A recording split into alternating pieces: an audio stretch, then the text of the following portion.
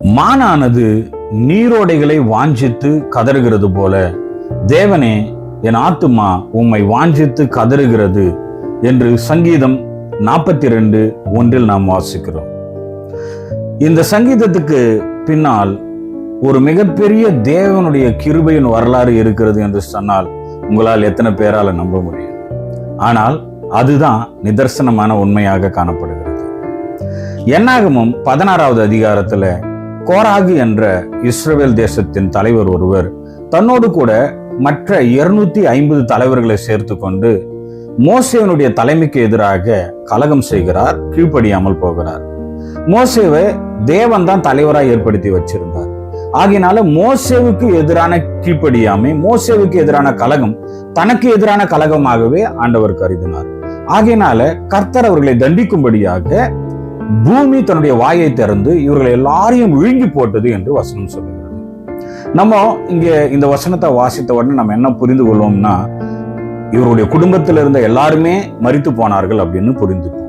ஆனா என்னாகமம் 26ல கோராகினுடைய பிள்ளைகள் இன்னும் உயிரோடு இருக்கிறார்கள் என்று நாம் பார்க்கிறோம். இதுல ரொம்ப ஆச்சரியமான விஷயம் என்னன்னு கேட்டீங்கன்னாக்கா, தாவீதினுடைய காலத்துல பிறகு வந்த காலங்களில தேவனுடைய ஆலயத்தில் கோராகின் பிள்ளைகள் இசையமைப்பாளர்களாகவும் சங்கீதங்களை எழுதுகிறவர்களாகவும் தேவனுடைய ஆலயத்தின் மற்ற அநேக பணிகளை செய்கிறவர்களாகவும் வேலை அமர்த்தப்பட்டார்கள், பணி அமர்த்தப்பட்டார்கள் என்று நாம் பார்க்கிறோம். அதாவது ஒரு தகப்பன், ஒரு தலைமுறை தேவனுக்கு எதிராக கலகம் செய்கிறது, தேவனுக்கு எதிராக பாவம் செய்கிறது.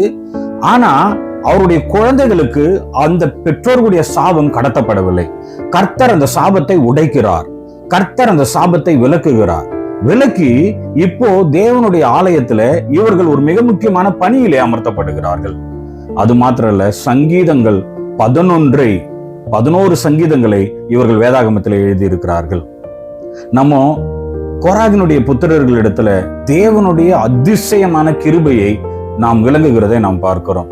2 மிக முக்கியமான விஷயங்கள். 1, கர்த்தர் சாபத்தின் விலங்குகளை உடைக்கிறவராய் காணப்படுகிறார்.